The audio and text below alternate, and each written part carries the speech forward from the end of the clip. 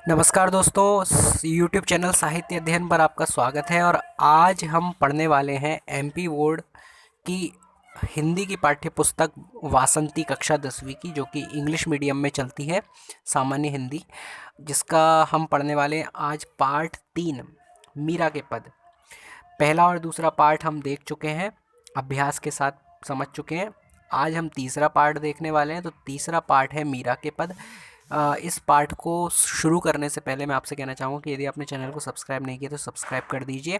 ये पार्ट जो है मीराबाई के लिखे हुए पद्यों में से 2 पद्य यहाँ पर दिए गए हैं। मीराबाई ने अनेकों पद्य लिखे हैं। वे भगवान श्री कृष्ण के अनन्य भक्त थीं। उन्होंने भगवान श्री कृष्ण की श्रेष्ठ भक्ति की और उन्होंने अपना पूरा जीवन ईश्वर कृष्ण की भक्ति में लगा दिया।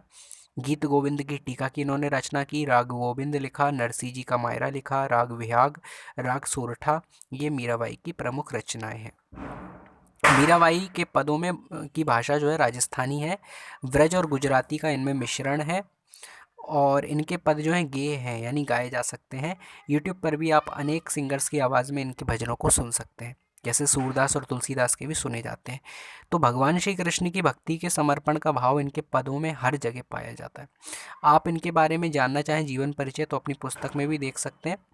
और आइए अब हम पाठ की शुरुआत करें अधिक देर ना करते हुए। तो मीराबाई भक्ति काल की थी और मीराबाई के पदों में कृष्ण की भक्ति सर्वत्र दिखती है और बहुत उच्च कोटि का दर्शन यानी फिलॉसफी देखने को मिलती है। अब यहाँ पर पहले पद्य के अंतर अंदर तो मीराबाई ने जो है बड़े एक दर्शन का वर्णन किया, फिलॉसफी का वर्णन किया और होली के माध्यम से किया है। किस प्रकार से होली के त्यौहार से हम सीख सकते हैं ईश्वर की भक्ति को, वो यहाँ पर मीरा ने होली के द्वारा ईश्वर की भक्ति को व्यक्त किया है। और दूसरे पद्य में मीराबाई ने क्या बताया है कि ईश्वर का जो नाम है वो सबसे अनमोल रतन धन है। तो चलिए पहले हम देखते हैं पहले वाले पद्य में क्या कहा गया है। तो पहला वाला पद्य जो है फागुन में होली खेली जाने वाली फाग के अनुरूप को व्यक्त करता है। आप अपनी पुस्तकों में भी देख सकते हैं, आपकी पुस्तकों में भी लिखा है आप चाहें तो मीराबाई यहाँ पर बताते हैं कि संतोष की केसर, प्रेम की पिचकारी, जितने भी अंदर के हमारे गुण हैं वो हमारे अंदरूनी गुण ही मीराबाई ने होली में अलग अलग प्रतीकों के रूप में प्रयोग किए हैं, अलग अलग रूपकों के रूप में प्रयोग किए हैं। रूपक जो अलंकार होता है, ऐसे ही रूपक यानी कि कुछ उदाहरण देना किसी वस्तु का किसी के साथ तुलना करके। तो मीराबाई ने अपने गुणों का जो रूपक है वो होली के विभिन्न साजों के रूप में व्यक्त किया। चलिए अब देखते हैं क्या कह रही है मीरा। फागुन के दिन चार रे होरी खेल मना रे। फागुन यानी कि होली, ईश्वर से मिलने के लिए जो है सांसारिक संसार में इतने दिन बचे हैं। मीराबाई ने अब ईश्वर को पहचान लिया, जान लिया कि कृष्ण ही जो है इस संपूर्ण जगत के स्वामी है, कृष्ण के अतिरिक्त कोई अपना नहीं है। ये जानने के बाद अब सारे दिन जो है फागुन है, होली के हैं। यानी कि अब तो ईश्वर को पहचान लिया, अब उनसे मिलने की जो अवस्था है, मिलने की जो प्रक्रिया है वो होली की तरह है, होली के आनंद की तरह है। और मीराबाई यहाँ पर बता रही है कि होली के दिन चार, यानी संसार में अब जीवन के 4 दिन ही शेष हैं। 4 दिन यानी कि चार कहने के लिए, चार जैसे होता है ये बहुत कम। चार का अर्थ है एक मुहावरेदार भाषा में बोला जाए तो बहुत कम। यानी कि पहली अवस्था जन्म, दूसरी अवस्था बचपन, तीसरी अवस्था जवानी, चौथी बुढ़ापा और फिर मृत्यु। 4 दिन कह रही हैं, यानी बहुत कम। तो जीवन के 4 दिन हैं। अब जो जीवन के 4 दिन है वो जीवन के ना होके फागुन के हो गए हैं, क्योंकि फागुन यानी अब ईश्वर से मिलने का जो आनंद है, वो जो अवस्था है वो फागुन यानी होली रूपी होली की है, होली के आनंद की है। तो मीरा का भाई कह रही है फागुन के दिन चार रे होली खेल मना रे। हे मेरे मन, फागुन के बस 4 दिन है, अब तो होली खेल, यानी अब तो ईश्वर से मिलने के लिए तू प्रयास कर। और बिन करताल पखावज बाजे, अनहद की झणकार रे। मीराबाई कह रही है कि इस होली में कैसा आनंद है, ईश्वर से मिलन की होली में का आनंद देखो कि बिन करताल पखावज बाजे, बिना हाथों की ताल के ही पखावज यानी कि ढोल आदि बज रहे हैं। हाथों की बिना थाप के, कर की ताल के, कर यानी हाथ, ताल यानी ताल के यानी थाप के, तो बिना थाप के ही पखावज यानी ढोल आदि बज रहे। और अनहद की झणकार रे, अनहद यानी कि ब्रह्म की, ईश्वर की झनकार सुनाई दे रही है।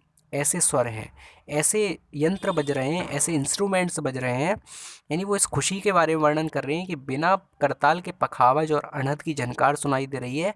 और बिन सुर राग छतीसु गावे, यानी कि बिना ही स्वर के 3600 राग बज रहे हैं।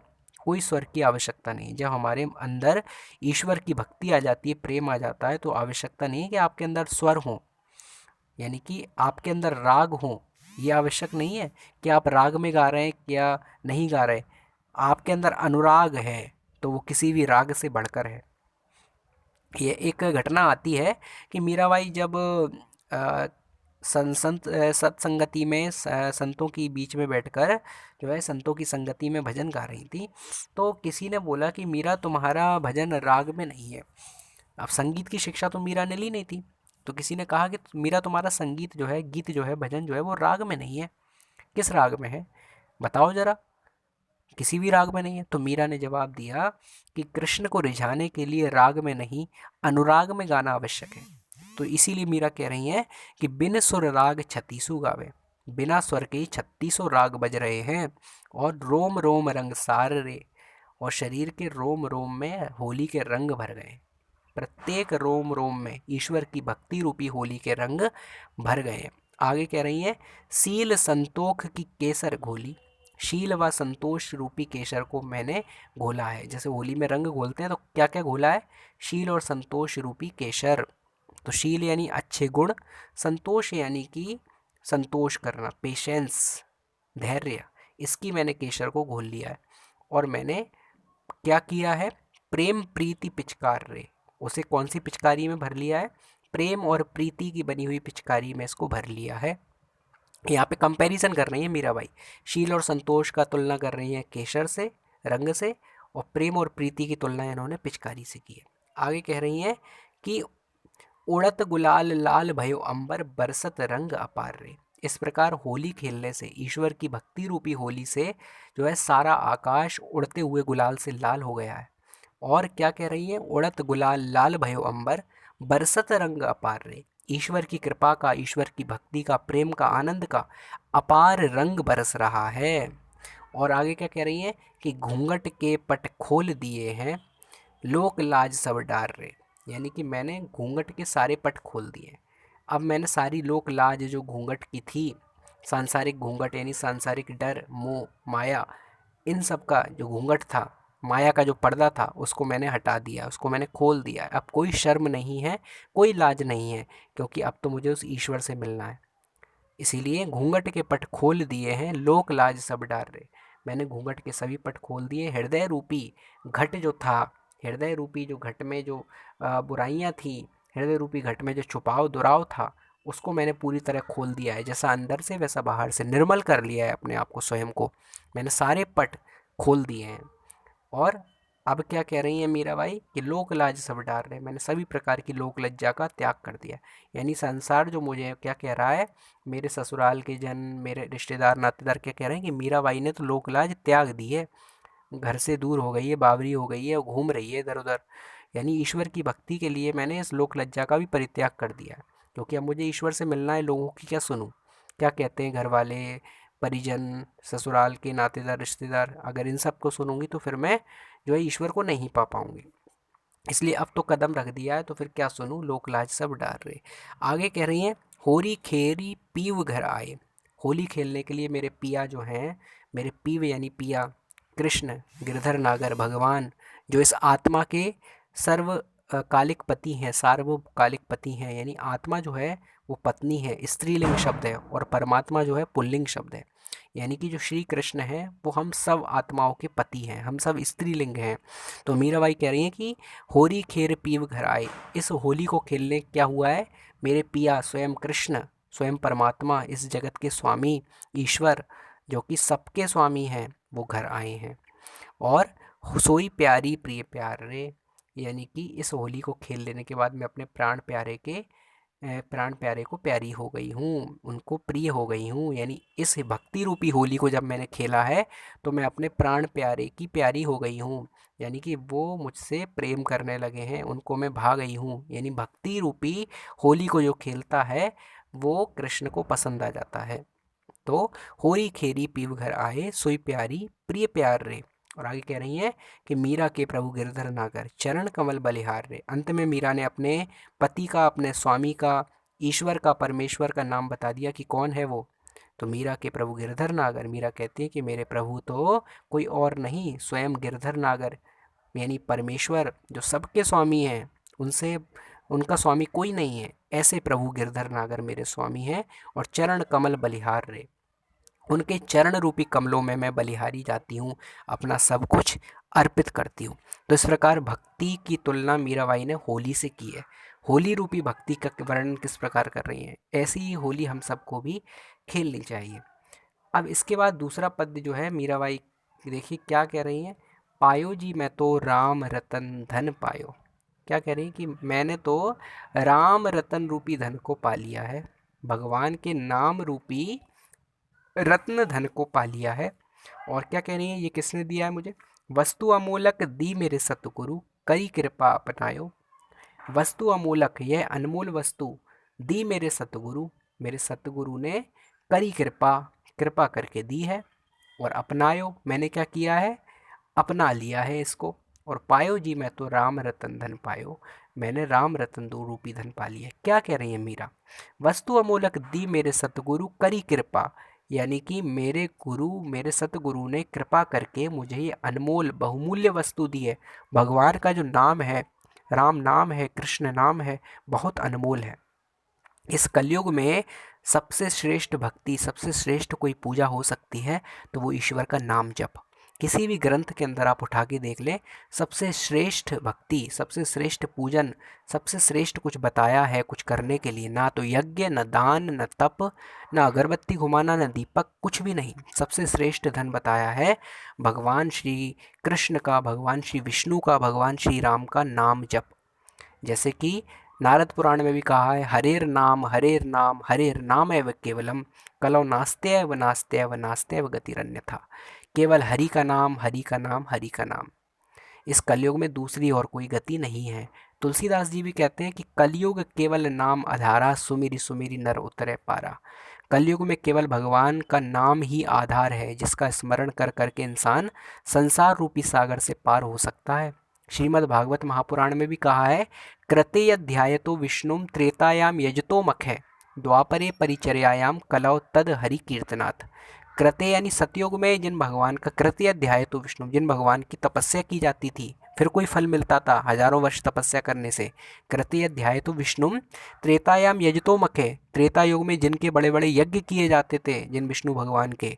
और द्वापरे परिचर्यायाम, द्वापर युग में बड़ी बड़ी पूजाएं आयोजित की जाती थीं, और फिर भी जो फल नहीं मिलता था तो कलौ तद हरि कीर्तनाथ, वो सारा के सारा फल कलयुग में हरि के कीर्तन से, हरि का नाम लेने से मिल जाता है।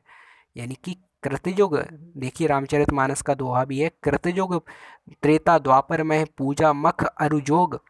सतयुग, त्रेता और द्वापर में जो फल मिलता था पूजा, यज्ञ और योग करने से, तो कृतयुग त्रेता द्वापर में पूजा मख अरुजोग, जो गति होए सो कली हरि नाम ते पावे लोग। जो इतना सब कुछ करने के बाद मिलता था वो कलयुग में केवल हरि नाम से, भगवान के नाम से मिल जाता है। इसीलिए कलि संतरण उपनिषद में बताया गया है कि मनुष्यों को इस कलयुग में क्या बोलना है, क्या नाम लेना है, हरे कृष्ण कृष्ण कृष्ण हरे हरे, हरे राम राम राम हरे हरे। यही सबसे श्रेष्ठ कलयुग के लिए जो उपनिषद है, वेदों में बताया है, कलि संतरण उपनिषद, उसमें यही उपाय बताया है कि भगवान का नाम जो है श्रेष्ठ।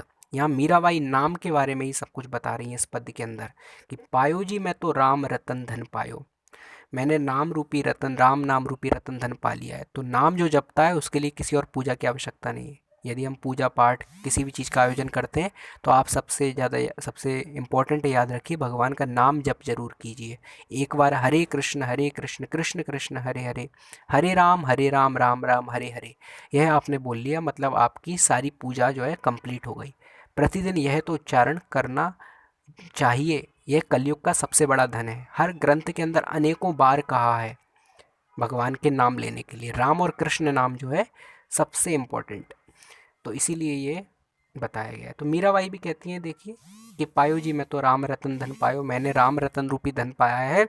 वस्तु अमोलक दी मेरे सतगुरु करी कृपा अपनायो, यह अनमोल वस्तु मुझे मेरे गुरु ने कृपा करके दी है और मैंने इसे अपनाया है। और जन्म जन्म की पूंजी पाई, मैंने जन्म जन्म तक अनेक पूंजियाँ पाई। किसी जन्म में मैंने ज्ञान पाया, किसी जन्म में मैंने धन पाया, लेकिन जग में सवै खुबायो, मैंने सब कुछ उसी जन्म में उसी जग में खो दिया, कुछ भी लेकर नहीं आई। जैसे हमने पिछले कितने जन्म लिए हैं, क्या हम उन जन्मों में हमने जो विद्या पाई थी वो हमें इस जन्म में याद है क्या? नहीं है। हमने उस जन्म में जितनी प्रॉपर्टी इकट्ठी की थी, क्या वो हम इस जन्म में लेके आए? नहीं आए। जो भी व्यक्ति इकट्ठा करता है सब यहीं छोड़ के चला जाता है। लेकिन ऐसी कौन सी पूंजी है, ऐसा कौन सा धन है जो व्यक्ति इकट्ठा करता है तो वो खोता नहीं है इस संसार में? वो है भगवान का नाम रूपी संपत्ति। तो जन्म जन्म की पूंजी पाई, जग में सवे खुबायो, और पायो जी मैं तो राम रतन धन पायो। आगे कह रही है, खर्चे नहीं कोई चोर न लेवे, दिन दिन बढ़त सवायो। भगवान, मैंने जन्म जन्म की जो पूंजी पाई थी वो तो सब जगह में खो दिया, लेकिन अब ऐसी पूंजी पाली है जो कभी खर्च नहीं होती। खर्चे नहीं कोई चोर न लेवे, इसको कोई चोर भी चुरा नहीं सकता। और दिन दिन बढ़त सवायो, ये दिन प्रतिदिन सवाया बढ़ता ही जाता है। भगवान का जो नाम है वो अपना फल बढ़ाता जाता है। आपने एक बार भी भगवान के नाम का उच्चारण किया है तो वो आपको अच्छा फल देगा, बढ़ता ही जाएगा। इसलिए दिन दिन बढ़त सवायो। और आगे कह रही है मीरा, सत की नाव खेवटिया सतगुरु, यानी मैं संसार को पार करने के लिए जिस नाव पर बैठी हूँ वो सत की है। सत यानी अच्छे गुण। सत्य का मतलब सत्य भी होता है और सत का मतलब सदाचार आदि अच्छे गुण भी होते हैं। तो मैं जिस नाव पर बैठी हूँ वो है अच्छे गुण, भक्ति रूपी गुण। तो सत की नाव, उसी की बनी हुई नाव पर मैं बैठी हूँ। और खेवटिया सतगुरु, इसको चलाने वाला कौन है? सतगुरु। सच्चा गुरु ही इसका नाविक है, इसका खेवटिया है। और भव सागर तरी आयो, इस संसार रूपी सागर को मैं इस प्रकार की नाव से पार कर रही हूँ, या पार कर लूँगी, या पार कर लिया है। किस किस खेवटिया की सहायता से? सतगुरु रूपी खेवटिया की सहायता से। तो हमें दो क्या ही आसरा लेना है, एक तो सतगुरु, एक भगवान का नाम। दो चीज़ें, एक सच्चा गुरु और दूसरा भगवान का नाम। इसी से हम संसार को पार कर सकते हैं और उस ईश्वर को प्राप्त कर सकते हैं। वरना नरक में, अधोगतियों में मनुष्य पता नहीं कैसे चला जाए, कब चला जाए, कब उसकी अधोगति हो जाए, कोई भरोसा नहीं। इसलिए ईश्वर का नाम, कृष्ण का नाम, राम का नाम जरूर लेना चाहिए। इसीलिए मीराबाई इस नाम की महिमा को बता रही हैं और कह रही हैं, गुरु की महिमा को बता रही हैं कि सत की नाव खेवटिया सतगुरु, भवसागर तरी आयो। ये संसार जो है एक समुद्र के समान है, इसको पार करना बड़ा कठिन है। इसीलिए नाव होनी चाहिए भक्ति की, और खेवटिया होना चाहिए सतगुरु, और उसमें बल होना चाहिए भगवान के नाम का। आगे कह रही है, मीरा के प्रभु गिरधर नागर, हर की जस गायो। मीराबाई कहती हैं कि मेरे स्वामी तो भगवान गिरधर नागर श्री कृष्ण हैं, इसलिए मैं हर की प्रसन्न हो होकर उनका ही यश, उनकी ही लीलाएं, उनके ही कीर्तन गुण गाती हूँ। और पायो जी मैं तो राम रतन धन पायो। इस प्रकार से मीराबाई कह रही हैं कि मैंने राम रतन रूपी धन को पा लिया है। यहाँ पर जो है पाठ हमारा संपूर्ण होता है, पूरा पाठ हमने समझ लिया है। आगे हम जो है संदर्भ प्रसंग व्याख्या आपको अलग वीडियो में दे देंगे, लेकिन अभी हम प्रश्न उत्तर अभ्यास की तरफ आते हैं। प्रश्न उत्तर देखते हैं क्या कह रहे हैं, और व्याख्याओं के, संदर्भ प्रसंग व्याख्याओं के अलग वीडियो हम बनाएंगे। चलिए पहला प्रश्न देखते हैं। हमारे मीरा के पद के लघु उत्तरीय प्रश्न है। पहला प्रश्न है, फागुन के 4 दिन से क्या आशय है? इसका उत्तर है, फागुन के 4 दिन से आशय बहुत कम दिन रह जाने से है। दूसरा प्रश्न है, होली में अंबर कैसा हो गया है? उत्तर है, होली में अंबर उड़ते हुए गुलाल से लाल हो गया है। तीसरा प्रश्न है, मीरा के प्रभु कौन है? तो उत्तर है, मीरा के प्रभु गिरधर नागर भगवान श्री कृष्ण हैं। अगला प्रश्न है, मीरा को अमोलक धन किसकी कृपा से मिला है? उत्तर है, मीरा को अमोलक धन उनके सदगुरु की कृपा से मिला है। इसके बाद है दीर्घ उत्तरीय प्रश्नोत्तर। पहला प्रश्न है, होली के आनंद में संगीत के साज कैसे बजते हैं? इसका उत्तर है, स्क्रीन पे भी देख सकते हैं आप, होली के आनंद में संगीत के साज करताल के ही समान बजते हैं, वे बिना सुर के ही बजते हैं, इस प्रकार अनहद की झंकार होने लगती है। दूसरा प्रश्न है, मीरा ने राम रतन धन को अमोलक क्यों कहा है? मीरा ने राम रतन धन को अमोलक इसलिए कहा है, यह इसलिए कि इससे सभी प्रकार के सांसारिक बंधन समाप्त हो गए। दूसरी बात यह है कि इसे ना तो चोर चुरा सकता है और ना ये खर्च करने पर घटता ही है, यह तो खर्च करने पर बढ़ता ही जाता है। तीसरा प्रश्न है, सत की नाव खेवटिया सतगुरु, इस पंक्ति का भाव स्पष्ट कीजिए। उत्तर है, सत की नाव खेवटिया सतगुरु पंक्ति के द्वारा कवयित्री मीराबाई ने भाव व्यक्त करना चाहा है कि सदगुरु की कृपा ईश्वर के समान अद्वितीय होती है, वह सर्व समर्थ और दया का सागर होता है। आगे निम्नलिखित प्रश्नों के तत्सम रूप लिखना है हमें भाषा अनुशीलन में। तो हमें कितने शब्द दिए? 6 शब्द दिए, फागुन, होरी, संतोख, कृपा, हरखी और जस। तो फागुन का जो है, फागुन तद्भव रूप है, फागुन का बनेगा फाल्गुन। इसके बाद होरी का बनेगा होली, और संतोष का बनेगा संतोष, कृपा का बनेगा कृपा, और हरखी का बनेगा हर्ष, हर्षी। इसके बाद जस का बनेगा यश। इसके बाद पर्यायवाची शब्द लिखने हैं, अंबर, जग, सागर और कमल के। तो हम दो दो लिखते हैं, अंबर का आसमान और नभ, जग का संसार और दुनिया, सागर का सिंधु और समुद्र, कमल का जलज और पंकज। इसके बाद विलोम शब्द लिखना है हमें, यश, आकाश, सुर और दिन के। तो यश का अपयश, आकाश का पाताल, आकाश का धरती भी हो सकता है, सुर का असुर, और दिन का रात या दिन का रात्रि।